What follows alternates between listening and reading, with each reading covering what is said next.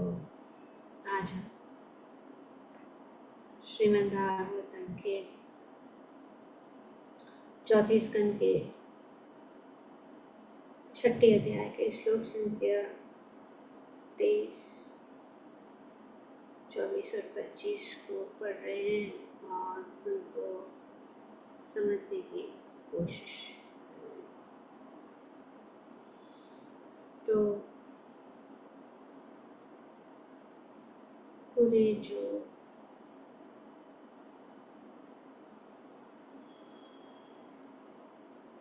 देवता हैं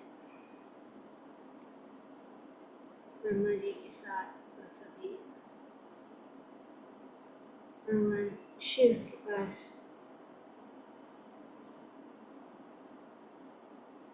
जाने का निर्णय किया और पूरा वर्णन किया गया है कि उनका धाम कैसा है। बहुत सुंदर काफी श्लोकों द्वारा हम पढ़ चुके हैं उनके स्थान, ये जो स्थान है उनका वर्णन, उनका धाम सुंदर वर्णन बताया गया। जब मैत्रेय मुनि विदुर से कहते हैं कि वहाँ पे एक सुंदर स्थान है, अलक नंदा नामक एक छोटी सी झील है जिसमें सती स्नान किया करती थी। यह झील विशेष रूप से शुभ कैलाश पर्वत की विशेष शोभा देखकर सभी देवता वहाँ के ऐश्वर्य से अत्यधिक विस्तृत हो थे कि ये बहुत सुंदर रूप से इतने श्लोकों में ये बताया जा रहा है कि शिव जी का जो पद है इतना ऊंचा है और वो कितने सुंदर स्थान में रहते हैं और उनके ऐश्वर्य का वर्णन किया गया है। फिर भी वे उनसे अलग है। वे पूर्ण रूप से महान वैष्णव, परम वैष्णव है। तो देवता ने देख लिया वैष्णव जो है अपने आप को, कितना भी उनके पास ऐश्वर्य है, वे अपने आप को जो है बहुत सामान्य सरल रखते हैं। जैसे कि शिव जी, उनके पास जितना भी ऐश्वर्य हो सकता है उसका वो इस्तेमाल कर सकते, लेकिन रहते हैं क्या,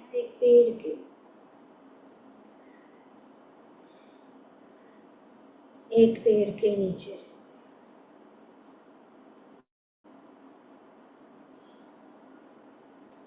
तो यहाँ पे उन्होंने सब देखा, जो सुंदर सुगंधिक नामक वन में अलका नामक विचित्र सुंदर भाग को देखा। यह वन कमल पुष्पों की अधिकता से के कारण सौगंधिक कहलाता है।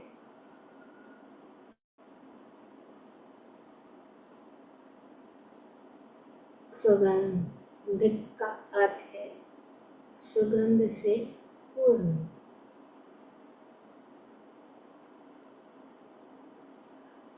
ये सब वर्णन किया गया है। यहाँ पे नदियां हैं जिनका वर्णन किया गया है। और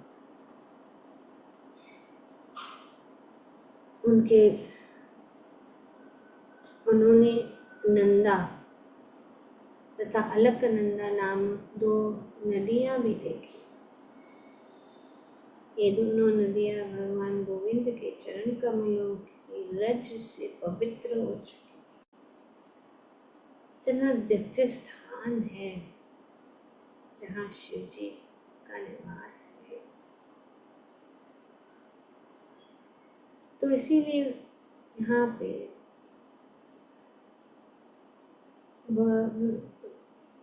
मैत्र मुनि विदुर को बताते हैं कि स्वर्ग की सुंदरियां अपने अपने पतियों सहित विमानों से उन नदियों में उतरती है और काम क्रीड़ा के पश्चात जल में प्रवेश करती है तथा अपने पतियों के ऊपर पानी उलझकर आनंद उठाती है। तो वातावरण इतना सुंदर है कि स्वर्ग की सुंदरियां भी अपने पतियों सहित यहाँ पे आते। प्रभुपाद जी अपने तात्पर्य में बताते हैं कि ऐसा ज्ञात होता है कि स्वर्ग लोक की लीलाएं भी विशेष सुख के विचारों से दूषित रहती है। फलतः वे विमानों में चढ़कर नंद तथा अलकनंदा नदियों में स्नान करने आती है। और ये दोनों नदियां जो ये बहुत ही पवित्र है। ये नदियां का जल भगवान के चरण कमलों की रज से पावन होता रहता है। दूसरे शब्दों में, जिस प्रकार भगवान नारायण के चरण की अंगूठे से निकलने के कारण पवित्र है, उसी प्रकार से चाहे जल हो या कोई अन्य वस्तु, जब वह भगवान की भक्ति के संपर्क में आती है तो वो पवित्र और दिव्य हो जाती है। चाहे कुछ भी, सब कुछ दिव्य बन जाता है। जो कुछ भी भगवान की भक्ति के संपर्क में आती है, चाहे वो जल हो या अन्य वस्तु, जब वो भगवान की भक्ति के संपर्क में आते तो दिव्य हो जाता है। इसीलिए जो भी चीजें हम भगवान की सेवा में इस्तेमाल करते हैं वो पवित्र हो जाते, दिव्य हो जाते हैं। ये भक्ति के साथ संबंधित, चाहे वो खड़ताल, चाहे वो ये लैपटॉप है, चाहे वो फोन है, चाहे वो आईपैड है, चाहे वो जगह है जहाँ पे भगवान की भक्ति के साथ संबंध है। इसीलिए हमें जो कुछ भी चीजें हम भगवान की सेवा में इस्तेमाल करते हैं उनको हमें अच्छी तरह से उसको हैंडल करना चाहिए।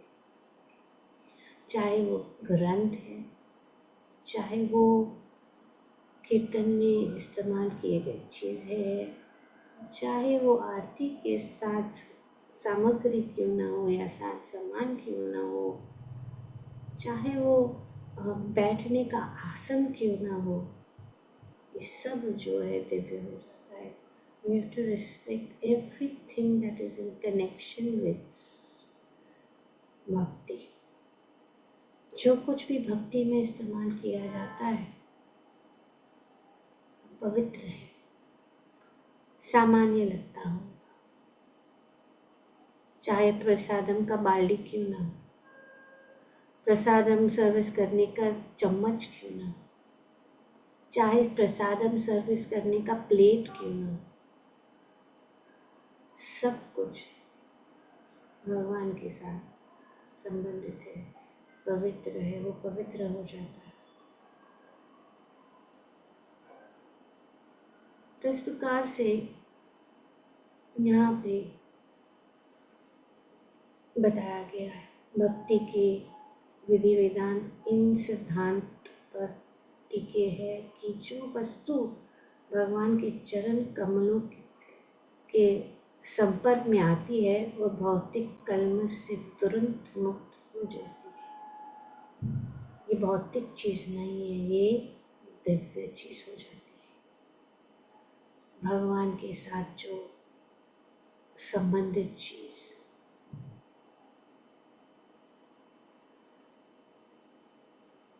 तो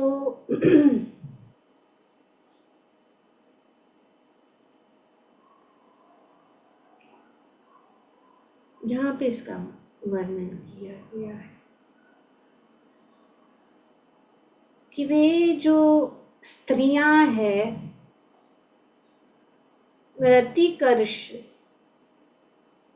प्रतिकर्षता, काम क्रीड़ा,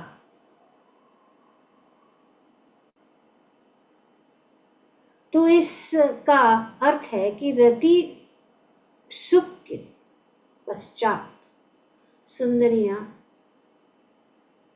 क्लांत हो जाती है, यद्यपि वे शारीरिक आवश्यकता में काम सुख को स्वीकार करती है, किंतु बाद में वे प्रसन्न नहीं, तो इसमें प्रसन्नता है। अन्य महत्वपूर्ण बात यह है कि भगवान गोविंद को तीर्थपाद कहा गया। तीर्थ का अर्थ क्या है? तीर्थ का अर्थ है पवित्र स्थान।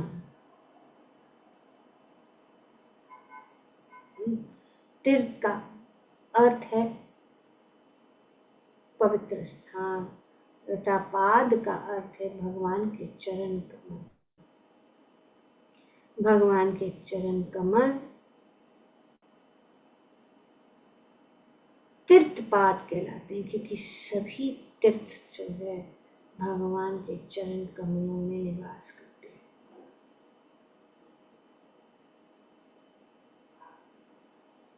लोग पवित्र स्थानों में अपने पाप बंधनों से छूटने के लिए जाते हैं। कहने का तात्पर्य यह है कि जो लोग भगवान कृष्ण के चरण कमलों में अनुरक्त है वह स्वतः पवित्र हो जाते हैं। जिन्होंने भगवान कृष्ण के चरण कमलों की शरण ग्रहण की है वो स्वतः पवित्र हो जाते हैं, उसके लिए कुछ करने की जरूरत नहीं। भगवान के चरण कमलों को तीर्थपाद कहा जाता है क्योंकि उनके संरक्षण में सैकड़ों हजारों साधु पुरुष तीर्थ स्थानों को पवित्र कर देते हैं। गौड़ीय वैष्णव संप्रदाय के महान आचार्य श्री नरोत्तम दास ठाकुर का उपदेश है कि हमें विभिन्न तीर्थ स्थानों में जाने की आवश्यकता नहीं, कोई आवश्यकता नहीं। विभिन्न तीर्थ स्थान एक ही काफी है।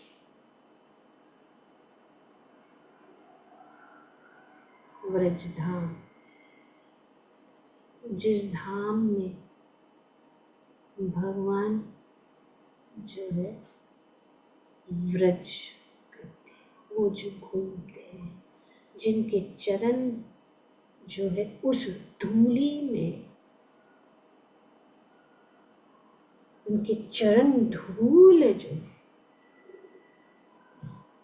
बस ब्रज धाम के धूल हमें मिली हुई है। उस ब्रज की धूल में उनके शुद्ध भक्तों के चरण कमलों की धूल मिली हुई है। और जहाँ पे भगवान के चरण कमलों की धूल और भगवान के चरण कमल है, वे सभी तीर्थ स्थान वहीं पे। कोई जरूरत नहीं है हमारे आचार्य अनेक अनेक तीर्थ स्थानों में जाने की, कोई जरूरत। सभी लाभ एक ही जगह में मिल सकता है। वैसे भी किसी के पास समय नहीं है, लेकिन हमारा समय यहाँ जाना है, वहाँ जाना है, ये सब देखने के लिए ये एक बात ठीक है, लेकिन ब्रज धाम जो है हमें हमेशा जाना है। जय यमुना जी। गंगा जी तो भगवान के चरण कमलों से उत्पन्न हुई, बहुत पवित्र है। पर यमुना जी में भगवान पूरी तरह से अपने पूरे शरीर से उस जल से वे जो है पूरा शरीर उसमें वे क्रीड़ा करके, जो यहाँ पे बताया गया कि अलकनंदा क्रीड़ा कर, जल क्रीड़ा यमुना जी अपने पूरे शरीर को उसमें उन्होंने डाल दिया। खेलते हैं ग्वाल बालों के साथ गौ में, ये पवित्र स्थान। और सभी तीर्थ, मानसी गंगा,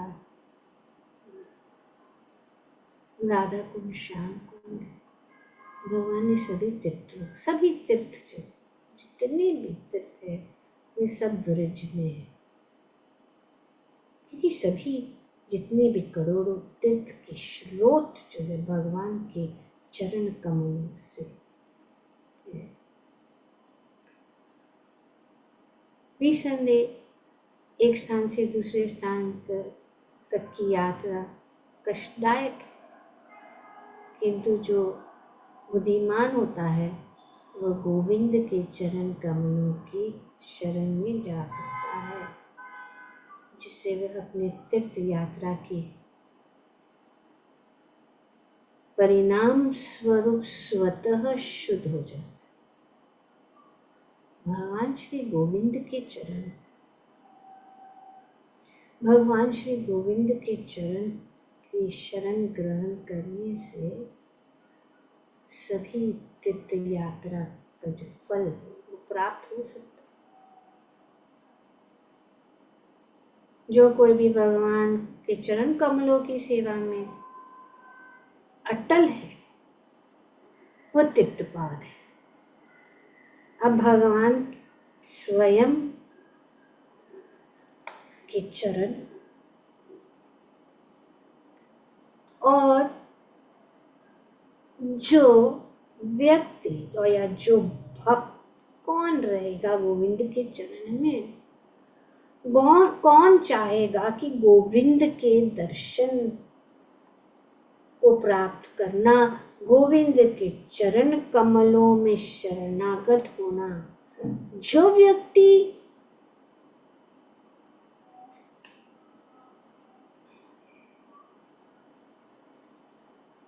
गोविंद के चरण कमलों की सेवा में अटल है वह तीर्थपाद है। उससे तीर्थ स्थानों में भ्रमण करने की आवश्यकता नहीं रहती, क्योंकि भगवान के चरण कमलों की सेवा में लिप्त रहकर वह ऐसी यात्रा से समस्त लाभ उठा सकता है। ऐसा शुद्ध भक्त भगवान के चरण कमलों में अटूट श्रद्धा रखता है। विश्व के किसी भी भाग में जहाँ रहने का वह निर्णय लेता है, तीर्थ स्थान बन जाता है। कहाँ पे भी रह सकता है, वो कहाँ पे भी जा सकता है। ऐसा अटूट जो भगवान श्री गोविंद के चरण कमलों में शरणागत है, वो दुनिया के किसी भी स्थान में रहकर उस स्थान को तीर्थ बना देता है। इसीलिए उसको भी तीर्थपाद कहते हैं।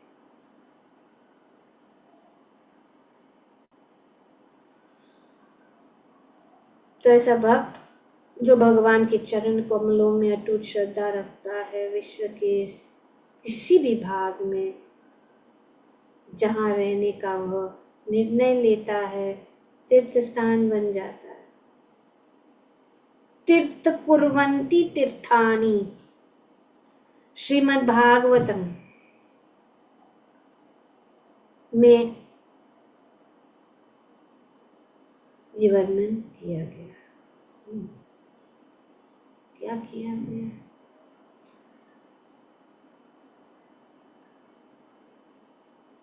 भवद विधा भगवता तीर्थभूताः स्वयं विभो तीर्थ कुर्वन्ति तीर्थानि स्वतः स्तेन गदावृता।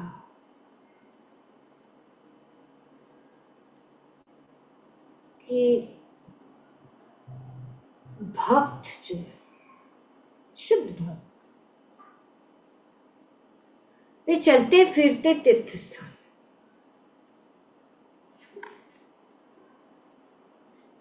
तो ये तीर्थ स्थान चलते फिरते तीर्थभूता स्वयं विभो।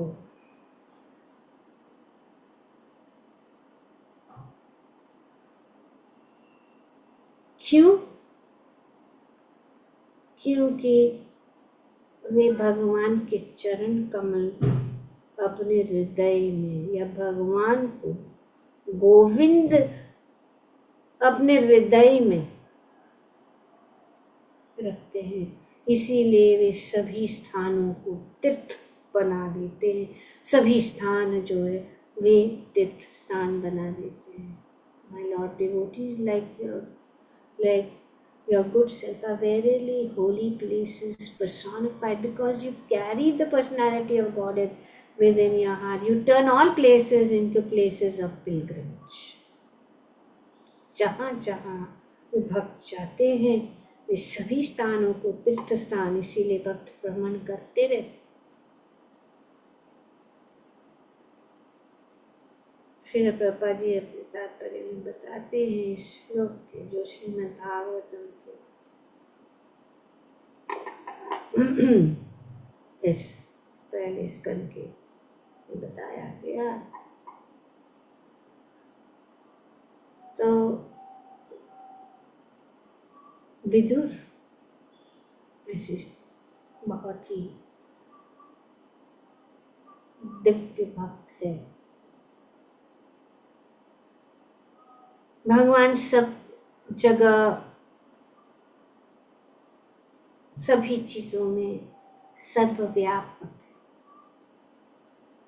उनकी शक्तियां सब कुछ हम पढ़ रहे हैं चैतन्य चरितामृत में इस विस्तार रूप से।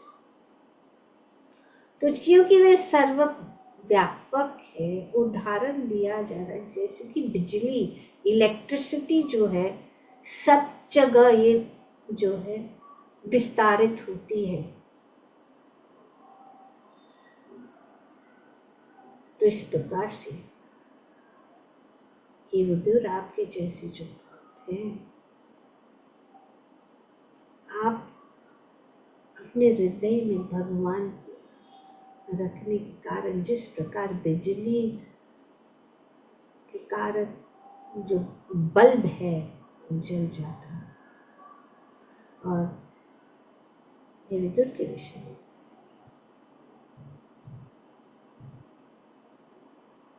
और आप जैसे भक्त, pure devotee like Vidur, always feels the presence of the Lord everywhere.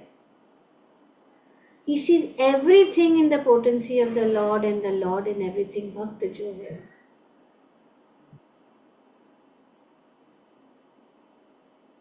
तो ये कल ही पढ़ ही रहे थे, है कि नहीं? ये भगवान जो है हमेशा अपने भक्तों के हृदय में है और भक्त भगवान के हृदय में। तो ये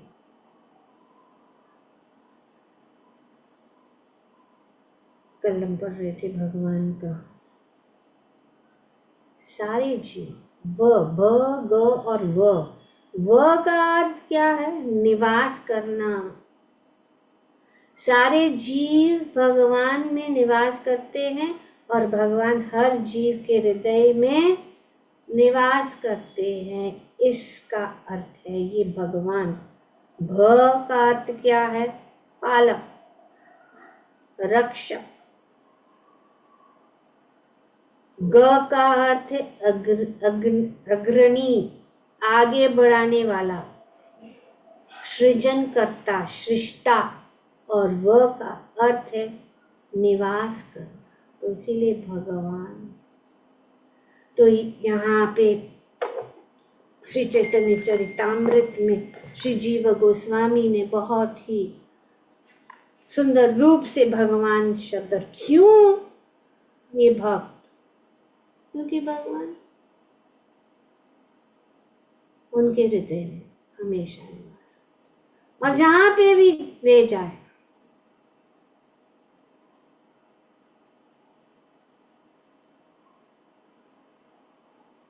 और ये तीर्थ स्थान जो है एक्चुअली पवित्र है। वहां पे जो लोग हैं आते हैं अपने पाप को धोने के लिए, गंगा में स्नान करने के लिए। गंगा माता स्वयं बोलती है कि तू कैसे पवित्र हो जाए, मैं तो दूषित हो जाऊंगी। इतने सारे लोग जो अपने पाप मेरे जो जल में आकर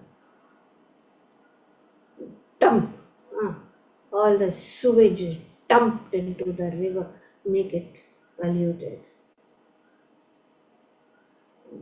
कहा कि नहीं, जहाँ जो शुद्ध भक्त,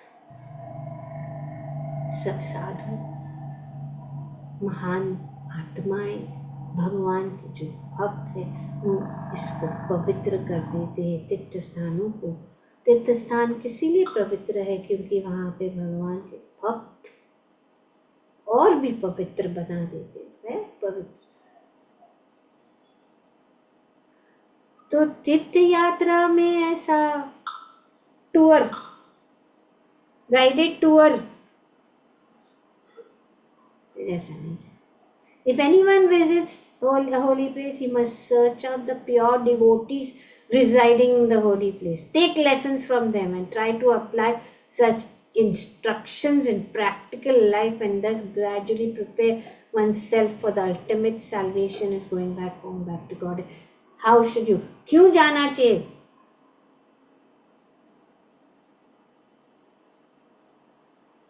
दर्शन ही का पवित्र करी ये तुम्हार गुण।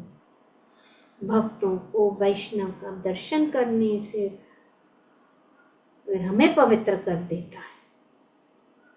तो हम धाम में जाते तो हमें भक्तों के संग में ही जाना चाहिए। जैसे कि यहाँ पे बताया गया कि ये जो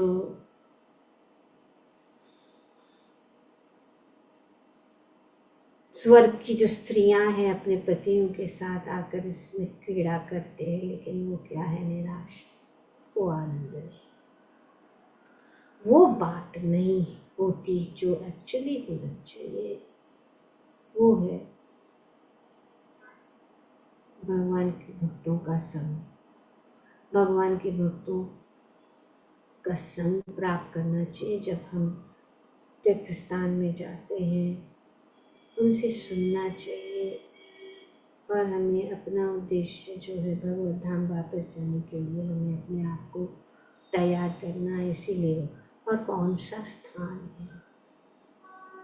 वृंदावन या ब्रज के सिवाय और कोई, जहाँ पे कोने कोने में सिर्फ भगवान का नाम, भगवान का गुणगान और भगवान की कथाएं, भगवान की आरतियों की गुंजार हमारे कानों में पड़ती रहती।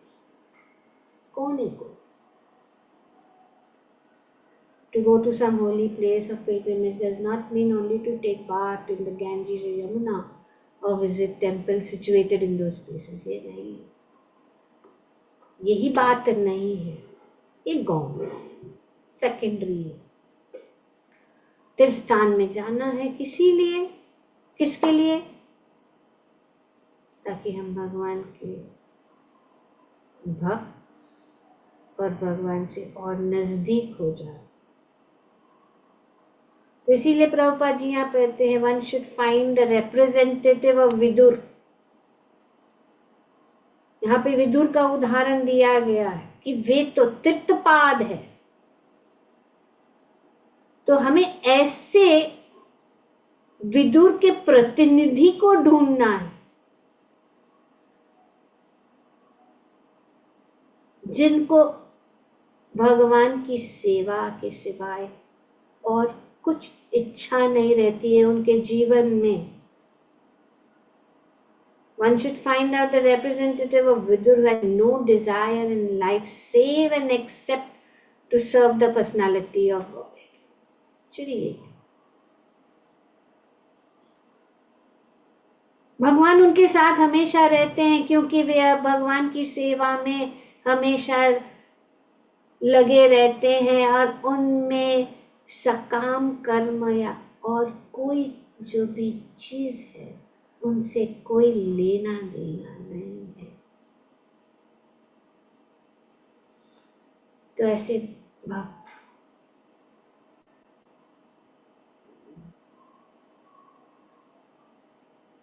से हरि नाम भगवान का गुणगान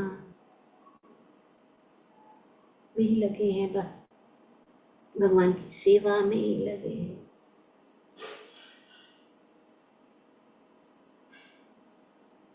जिस प्रकार से यहाँ पे वर्णन किया गया Vyas Dev,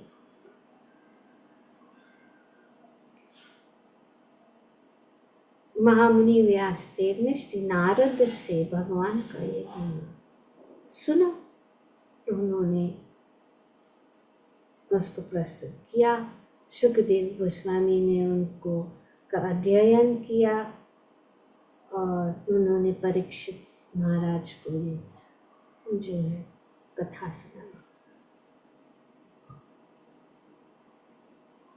So the actions of the pure devotees of the Lord can render any place into a place of pilgrimage, and the holy place are worth the name only on this account.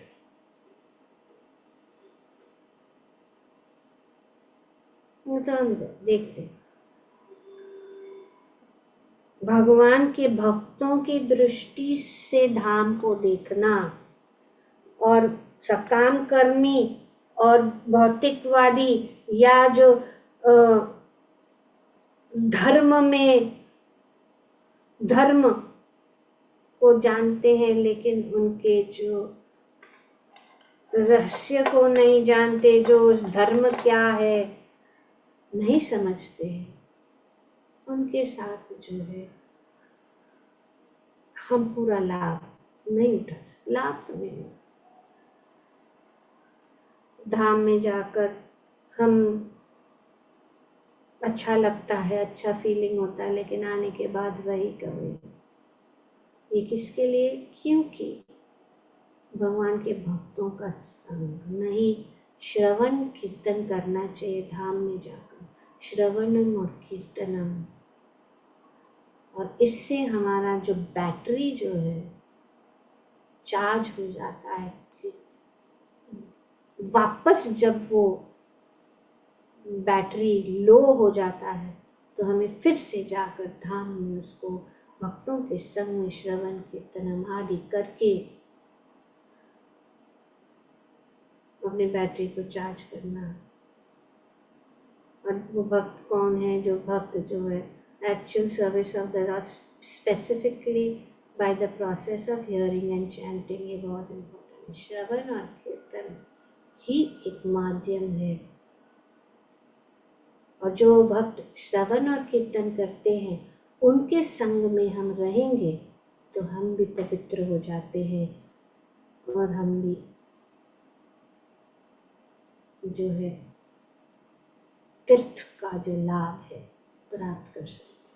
Such pure devotees are able to rectify the polluted atmosphere of any place. What to speak of the holy place rendered unholy by the questionable actions of interested persons who try to adopt a professional life at the cost of the reputation of the holy place. ये चल रहा है।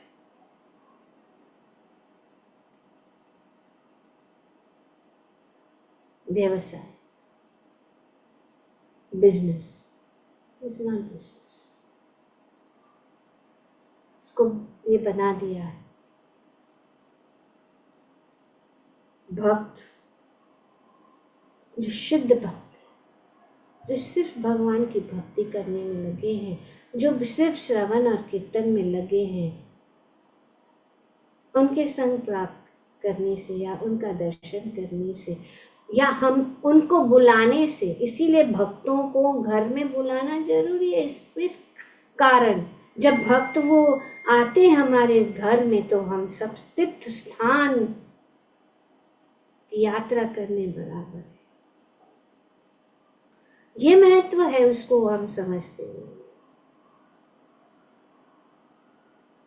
वैसे शुद्ध भक्तों को खोजना है, जैसे हमारे इतने सारे गुरु है, इतने सारे महान भक्त है, उनका दर्शन करना है, हाँ उनको बुलाना है, उनके चरण कमलों की ब्रज को जब हम अपने लेकर हम अपने सिर पर डालते हैं तो हम पवित्र हो जाते हैं। सभी तीर्थ स्थानों का जो लाभ है हम प्राप्त कर देते हैं और हम आसानी से एक जगह में बैठकर, नहीं तो बहुत कठिन है, कितने तीर्थ यात्रा करेंगे और कब तक। एक ही जगह है भगवान के श्री चरण कमल, तो श्री गोविंद के चरण कमलों में जो तीर्थपाद है और भक्तों के श्री चरण कमलों में शरणागत होने से हम पवित्र शुद्ध हो सकते हैं और भगवत धाम वापस जा सकते हैं। ग्रंथराज श्रीमद् भागवतम की जय। ओम तत्सत। Thank you very much. Hare Krishna.